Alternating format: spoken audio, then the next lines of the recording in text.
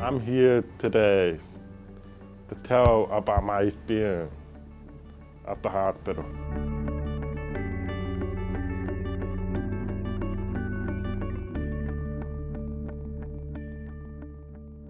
I had a doctor that didn't talk with me, and I kept on asking, what are you doing? And they didn't talk.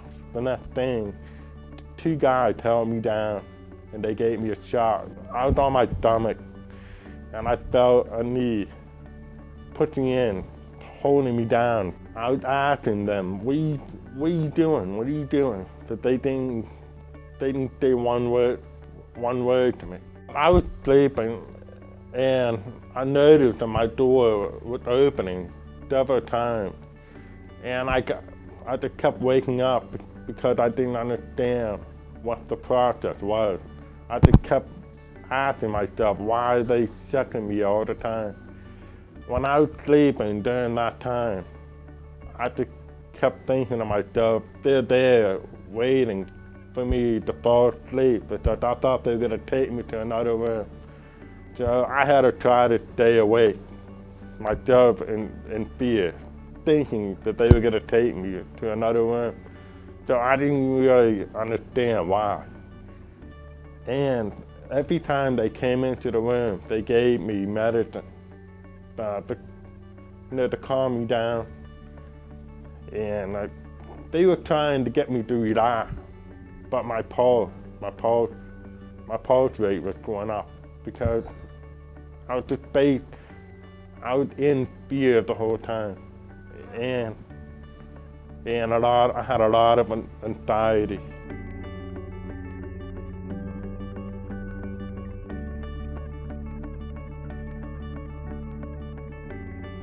I don't think that they fully understood my hearing loss. Maybe they didn't understand that he can't hear, and the reason why is because his speech is so good.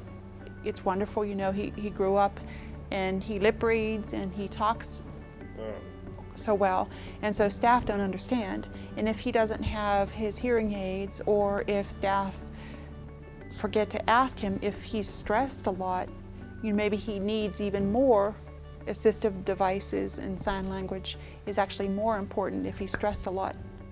Lip reading is a lot harder than sign language because sign language is very, very visual.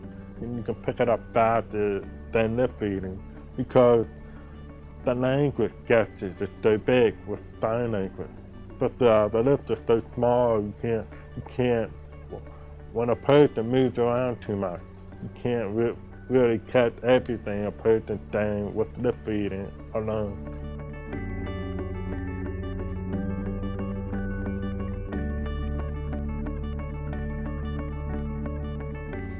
And the interpreter services was really good, very supportive. They came whenever I needed someone. They said I could come back the next day. And I said, okay, fine, what time? And then the next day when I arrived, they had an interpreter all ready for me. And so then we had some meetings and discussed everything. We set a block of time for her, myself, the doctor, psychiatrist, and they called an interpreter to come for this meeting, kind of a family meeting, and we had a good, productive meeting. Oh yes, I did have a TTY, and I did have captioning, and I was able to call my husband almost every day. I had an interpreter most of the time with me, the whole time I was there.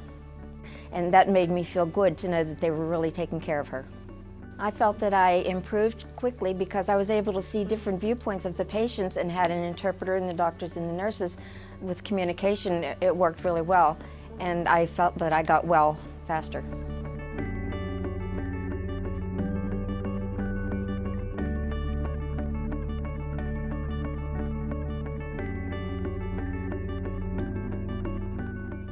It's the patient's preference always to use the modality of communication that they prefer. It's really important to ask the patient themselves how they prefer to communicate. It depends on when it happened that they became deaf, or when it happened, you know, that they lost, you know, their hearing. And so there's many different reasons that people decide what's the best communication way for them.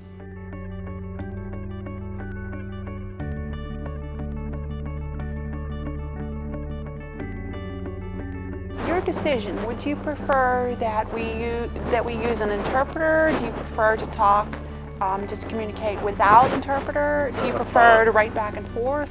How do you prefer to communicate? I noticed that you're wearing hearing aids. Yeah. I noticed that you're using your hands to communicate a lot. Do you prefer how contact best? TTY, fax, video relay, email? There are many deaf people that prefer a different way of communicating, so that's really the reason that's really important to ask the questions first.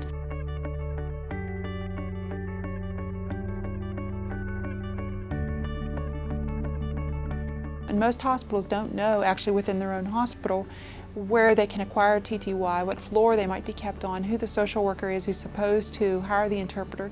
So it's very important to kind of have your ducks in a row before a deaf-blind or hard of hearing person appears on your doorstep.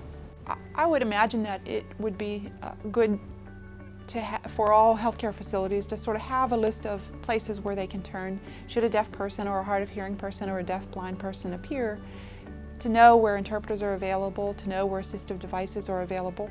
I hope my experience helped other people as well.